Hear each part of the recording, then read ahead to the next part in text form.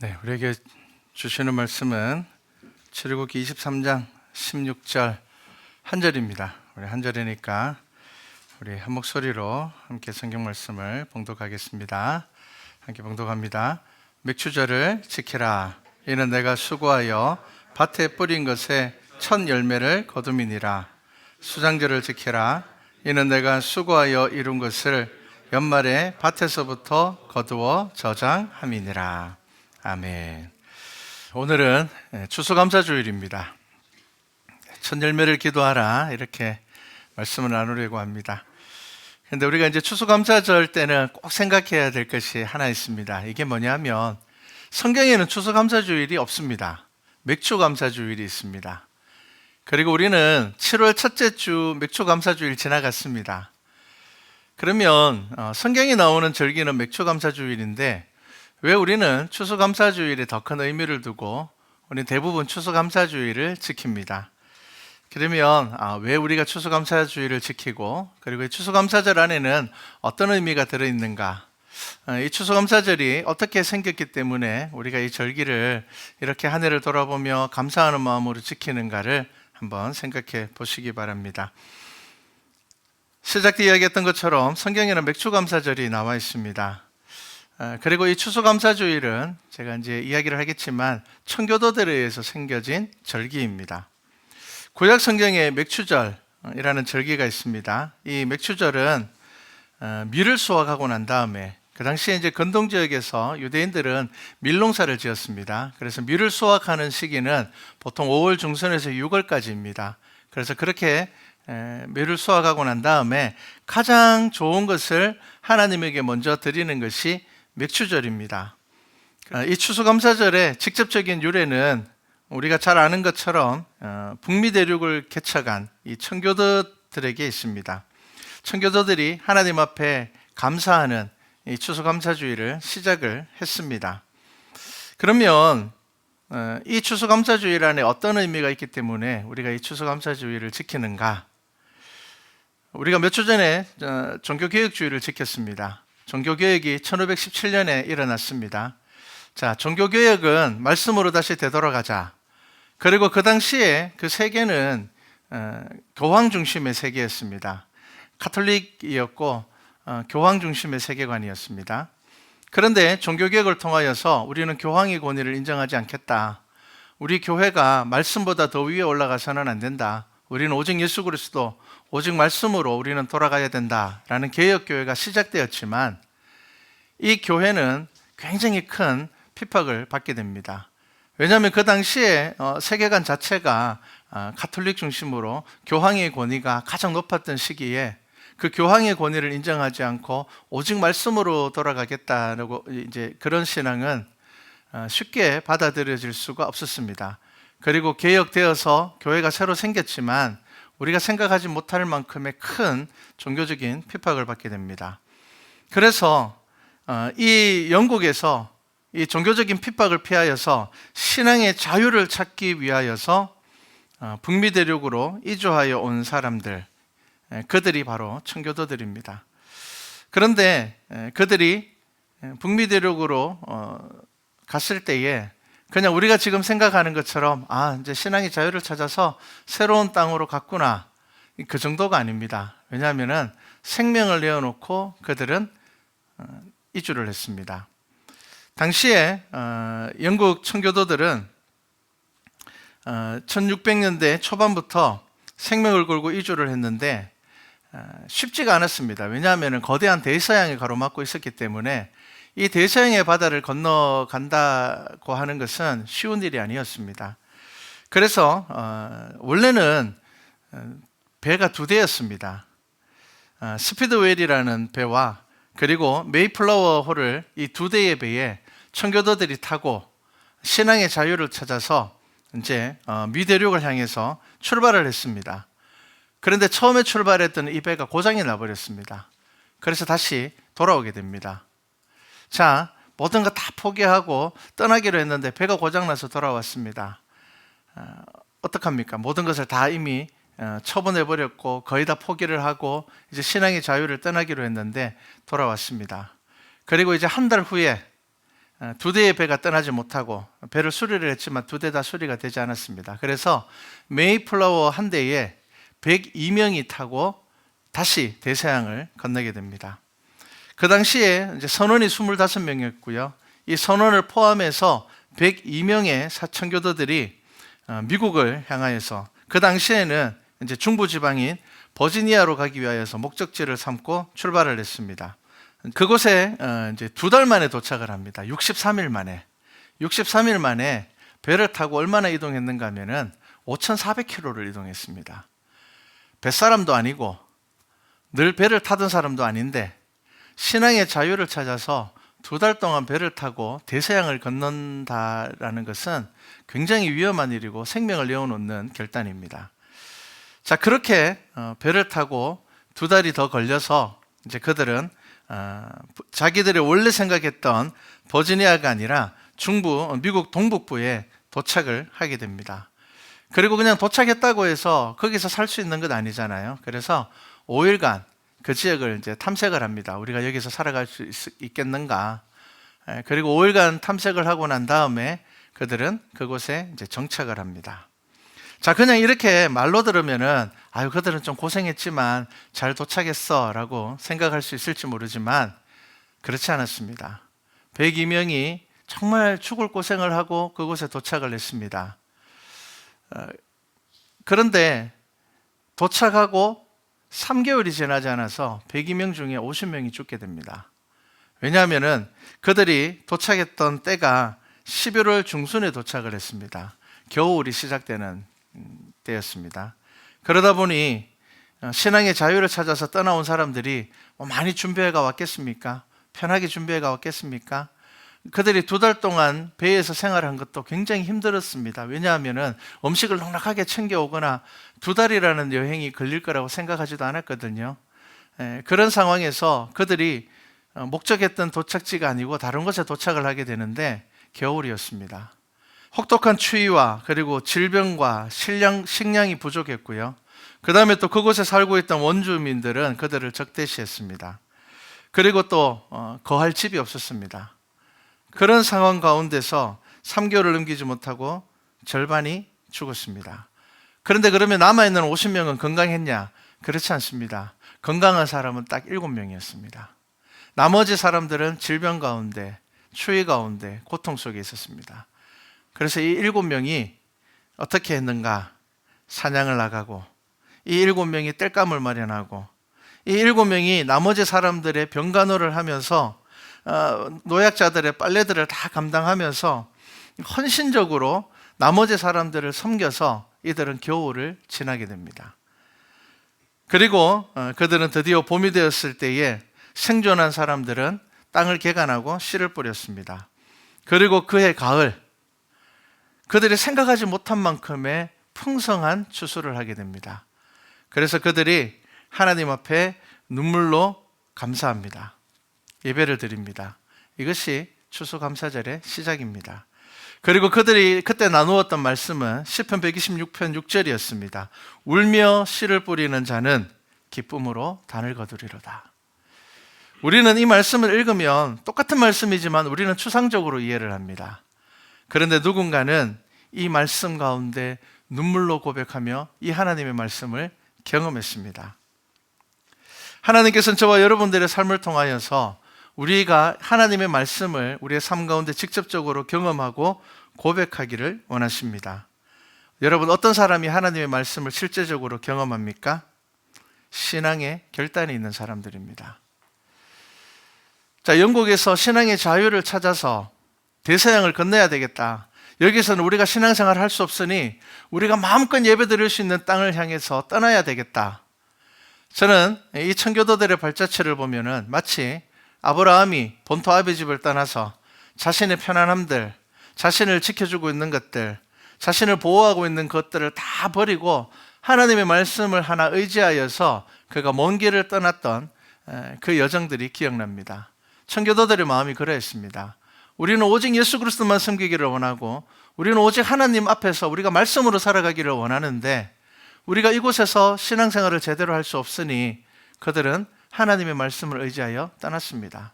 모든 사람들이 떠나지 않았습니다. 그 당시에 많은 개혁신앙을 가지고 있는 사람들이 있었지만 떠나지 못하는 사람들이 더 많았습니다. 왜냐하면 떠나기에는 내 삶의 자리가 여기 있고 나의 재산이 여기 있고 나의 집이 여기 있고 나의 친구들, 친척들이 여기 있기 때문에 떠나지 못했습니다. 하지만 이 102명의 사람들은 과감하게 결단했습니다. 우리가 하나님을 온전히 섬기는 이 믿음을 찾아서 온전하게 우리가 하나님 앞에 오직 예수 그리스도의 이름으로 예배드릴 수 있는 그곳을 찾아서 반드시 하나님께서 우리에게 그 땅을 허락하실 것이라는 것을 믿고 그들은 떠났습니다. 그리고 그들이 살아남은 이 50명이 농사를 짓고 눈물로써 감사함으로써 드렸던 예배가 바로 추수감사 예배입니다. 지금 미국이라는 나라는 이 청교도의 신앙 위에 세워진 나라입니다. 청교도들은 이 엄동설 안에 황무지에서 살아남은 것, 그리고 또한 하나님께서 우리들을 지켜주신 것, 우리들에게 신앙의 자유를 허락해 주신 것, 그리고 새로운 땅을 우리들에게 주신 것에 대하여서 그들은 감사했습니다. 그들은 진심으로 감사했습니다. 그래서 1661년에 가을에 그들은 첫 추수 감사 예배를 드렸습니다. 그리고 그들이 농사 지었던 것 중에서 가장 좋은 것들, 가장 좋은 품질을 하나님 앞에 드렸습니다. 그리고 그들은 이렇게 기도를 했습니다. 우리는 대서양을 건너와 여러 친구들을 잃었습니다. 그러나 하나님은 우리에게 기대했던 것보다 더 많은 것을 주셨습니다. 하나님의 은혜에 감사하며 하나님께 첫 열매를 드립니다. 그런데 우리는 이 청교도들의 감사에 대해서 한번 생각해 봐야 됩니다. 여러분, 우리가 이 상황이면 감사할 수 있겠습니까? 102명이 출발했는데 50명이 죽었습니다. 그리고 2달 동안 배 위에서의 삶은 정말 고통스러웠습니다. 그들의 기록을 보면 2달 동안 그들이 무엇을 했는가 하면은 시편으로 찬송을 불렀습니다. 오직 신앙의 자유 하나를 찾아서 2달 동안 배에서 생활을 했습니다. 먹을 것도 모자랐지만 그들은 오직 예수 그리스도 한 분을 의지하여서 그 배를 탔습니다. 그래서 그들은 시편으로 하루 종일 찬양을 했다고 합니다. 그리고 주일이 되면은 말씀을 묵상하고 기도하고 찬양하는 것으로 아침부터 해질 때까지 하나님께서 그들에게 새로운 땅을 주실 것을 기대하면서 그들은 예배 드렸다고 합니다. 그러면 잘 돼야 될 거 아닙니까? 그 고생을 해서 왔는데 하나님께서 우리에게 복을 막 주셔야 될 것 아닙니까? 그런데 도착하자마자 3개월 안에 50명이 죽었습니다. 여러분, 감사할 수 있겠습니까? 여러분, 이들의 믿음을 보셔야 됩니다. 그들은 감사했습니다. 그리고 그들은 이 감사 때 하나님께서 이 땅을 우리에게 주셨음을 그들은 하나님 앞에 감사했습니다. 지금 미국이라는 나라는 어떤 나라입니까? 세계를 이끌어가는, 주도하고 있는 나라입니다. 물론 그들이 하는 행위가 지금 다 옳다라고 이야기할 수는 없습니다. 그런데 적어도 미국이라는 나라를 시작했던 이 청교도의 믿음은 진짜였습니다. 그들은 오직 마음껏 예배 드릴 수 있는 장소를 찾아서 떠나왔습니다. 그리고 그들은 50명의 사람이 죽었고, 그리고 또 혹독한 겨울을 지나봤습니다. 그렇기 때문에 더 많은 것들을 저장하고 더 많은 것들을 끌어모아야 함에도 불구하고 그들은 하나님 앞에 가장 좋은 것을 드렸습니다. 그리고 그들은 이 첫 번째 추수감사 예배를 드리면서 어떻게 그 추수감사주의를 지켰는가 하면은, 첫째 날에는 온종일 하나님께 예배드리고 찬송 부르고 말씀 묵상했습니다. 주일을 기준으로 시작을 했거든요. 그리고 둘째 날에는 칠면조 요리와 감자와 옥수수 요리 등을 먹었습니다. 그리고 셋째 날에는 그 당시에 그 주변에 있던 인디언들을 초청을 해서 같이 친교를 나눴습니다. 그들에게 감사했습니다. 우리가 이곳에서 살아갈 수 있게 해준 것을 그들에게도 감사했습니다. 그들이 비록 처음에는 적대하고 그들을 경계했지만 이후에는 그들에게 친교하고 그들에게 복음이 전해졌습니다. 그래서 그들은, 이 인디언들은 호박파이나 이런 그들의 과일들을 가지고 와서 이 청교도들과 함께 믿음의 교제를 했었습니다. 이것이 유래가 되어서 지금도 미국에서는 감사주일 때 칠면조 요리를 먹습니다. 그리고 호박파이를 먹습니다. 그 이후에 이제 정치적인 욕심을 가진 이들로 인하여서 많은 잘못된 역사들이 세워집니다. 하지만 청교도들의 믿음은 오직 예수 그 한 분만 바라보는 믿음이었습니다. 사단은 우리에게 어떤 시험을 주는가 하면 지금을 바라보게 합니다. 내 앞에 있는 문제만 바라보게 합니다. 하지만 하나님은 우리에게 성경을 통하여서 언약을 바라보라고 합니다. 사단은 지금 나의 어려움들을 피하는 것에 우리의 모든 관심들을 쏟게 하지만 하나님은 잠잠히 하나님께서 너희를 위해서 어떻게 역사하시는지를 보라고 이야기를 합니다. 그런 믿음을 가지고 있었기 때문에 청교도들은 102명 중에 50명이 죽었음에도 불구하고 남아있는 이 50명을 통하여서 분명히 하나님께서 역사를 이루어 가실 것이라는 것을 믿었습니다. 그리고 400년이 지난 지금 미국이라는 나라는 어떤 나라입니까? 기독교 국가입니다. 그리고 그 나라는 세계를 이끌어가는 국가입니다. 그리고 그 나라가 위기에 처했을 때마다 하나님께서는 그 나라 가운데 성령 운동을 일으켜 주셨습니다. 기도 운동을 일으켜 주셨습니다. 그래서 위기를 넘기게 하셨습니다. 어떻게 그런 나라가 될 수 있습니까? 하나님께서 그들을 통하여서 일하심을 그들은 믿었습니다. 청교도의 신앙은 오직 예수였습니다. 오직 예수 그리스도만 바라보는 믿음이었습니다. 예수 믿노라 하지만 예수 믿지 않는 이들이 사람을 속이고 교회를 잘못된 길로 이끌어갈 때에 교회의 잘못은 생겨났습니다. 그렇기 때문에 교회는 오직 예수 그리스도의 믿음을 잃어버리면 안 됩니다. 저와 여러분 모두는 말씀에서 하나님께서 우리에게 주시는 음성을 들을 수 있어야 됩니다. 우리가 이 믿음을 잃어버리면 교회는 반드시 잘못된 길로 갈 수밖에 없게 됩니다. 교회는 하나님의 언약을 기억해야 됩니다. 그리고 하나님의 언약은 지금도 저와 여러분들에게 동일하게 주어지고 있습니다. 성경은 우리들에게 무엇이라고 이야기를 합니까? 내가 너희에게 명한 것을 지켜 행하면 하나님께서 우리와 함께 하시고 우리에게 복을 주시겠다. 분명히 약속을 하셨습니다. 그런데 이 복이라는 것이 바로 우리 앞에 주어지는 복이 아닙니다. 하나님의 언약이라는 것, 하나님의 역사라는 것은 조금 더 먼 미래를 바라볼 때에 우리가 소망 가운데 우리의 앞날을 바라볼 때에 우리에게 주어지는 것이었습니다. 만약에 이 살아남은 청교도 50명이 102명이 왔는데 하나님, 우리가 하나님만 의지하여서 신앙의 자유를 찾겠다고 우리가 생명을 걸고 여기까지 왔는데 어떻게 50명을 죽게 두십니까? 그 가운데 이들이 절망에 빠졌다면 오늘날의 미국이라는 나라는 없었을 겁니다. 그런데 살아남은 50명은 무엇을 봤다고요? 하나님께서 반드시 우리를 통하여서 역사하실 것을 그들은 보았습니다. 여러분, 그것이 바로 믿음입니다. 청교도들이 그 안 좋은 상황, 그 혹한의 상황, 질병이 난무하는 그 상황에서 그들이 가장 먼저 한 게 무엇인 줄 압니까? 교회를 짓는 것이었습니다. 청교도들이 새로운 대륙을 찾아서 가장 먼저 한 것은 집을 짓는 것이 아니라 교회를 짓는 것이었습니다. 그리고 두 번째 학교를 지었습니다. 그 이후에 자신들의 집을 지었습니다. 어떻게 보면 가장 중요한 것은 그들이 지금 아픈 몸을 누워야 될, 쉬어야 될 자신들의 집이 더 필요할지도 모릅니다. 그들은 분명했습니다. 교회를 먼저 지어야지 하나님께서 우리와 함께 하실 것이다. 우리의 분명한 믿음을 우리가 내어 보일 때에 하나님께서 우리를 버리지 않을 것이다 라는 믿음을 가지고 있었습니다. 그래서 그들은 교회를 먼저 지었습니다. 그들이야말로 북아메리카의 개척자들이며 믿음의 선조들이었습니다.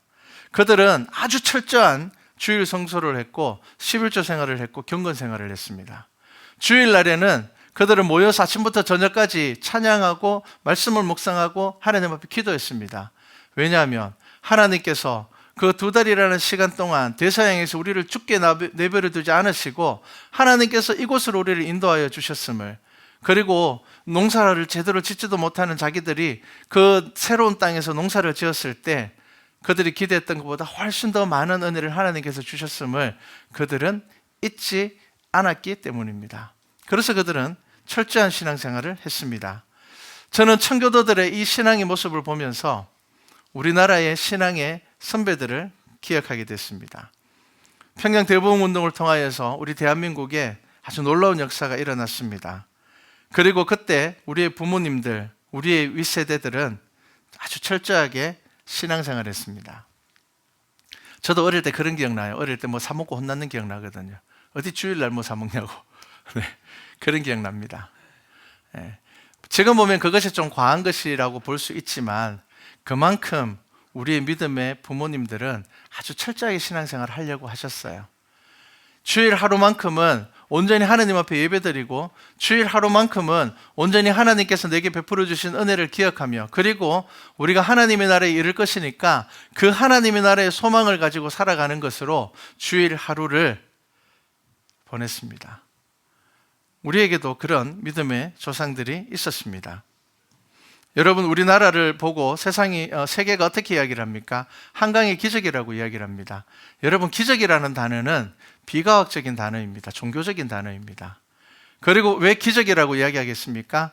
불가능한 일을 했기 때문입니다. 그 당시에 우리나라는 가장 가난한 빈국이었습니다. 우리나라 50년대, 60년대 돈 벌려고 필리핀 가셨습니다. 우리 부모님들 세대는 기억할 겁니다. 우리 돈 벌려고 독일에도 탄광에도 보내고, 그죠? 독일에 또 간호사로도 보내고, 우리나라가 너무 가난하니까 잘 살기 위해서, 먹고 살기 위해서, 우리가 지금 아유 가난한 나라라고 이야기하는 그곳에 우리나라 사람들이 돈을 벌러 갔습니다. 제 기억으로는 제가 예전에 권사님 한 분이 70년대 필리핀에 가정부로 돈 벌러 갔다 오셨다 하더라고요. 지금 우리는 훨씬 더 잘 사는 나라가 되었잖아요. 그런데 우리는 그렇게 이야기합니다. 우리나라, 우리 민족이 부지런하니까, 우리 민족이 대단하니까, 우리 민족이 특별하니까. 그렇지 않습니다. 선교사님들이 1890년대, 80년대에 남겨놓은 우리나라의 모습은 그렇지 않았습니다. 우리나라 사람들은 특별하게 똑똑한 부분들은 있었지만 의욕이 없는, 왜냐하면 나라의 정권이나 계급주의 때문에 어차피 뭐 아무리 똑똑해도 양반이 아닌 이상은 성공할 수 없는 그런 구조를 가지고 있었기 때문에 선교사들 눈에 비친 우리나라 사람들은 의욕이 없는 사람들이었습니다. 그냥 오늘 하루만 바라보고 사는 사람들, 그런 민족이었습니다. 그런데 이 민족이 100년이 지나기 전에 세계에서 10손가락 안에 들어가는 나라가 되었습니다. 여러분, 기적입니다. 이 기적이 어디에서 일어났겠습니까? 하나님을 모르는 사람들은 이 기적이 어디에서 일어났는지 모른다고 이야기하지만 그냥 우리가 열심히 했기 때문에, 우리가 정말 이르락 물고 살았기 때문이라고 이야기할지 모르지만 하나님을 알고 있는 저와 여러분은 분명하게 알고 계셔야 됩니다. 이 땅에 수많은 선교사들을 통하여서 많은 기적의 역사들이 일어났습니다. 우리나라는 가난하고 그 가난에서 벗어날 수 없는 나라라고 이야기를 했었습니다. 그럼에도 불구하고 수많은 선교사들이 와서 우리나라에서 뭘 했습니까? 교회를 짓고 병원을 짓고 학교를 지었습니다.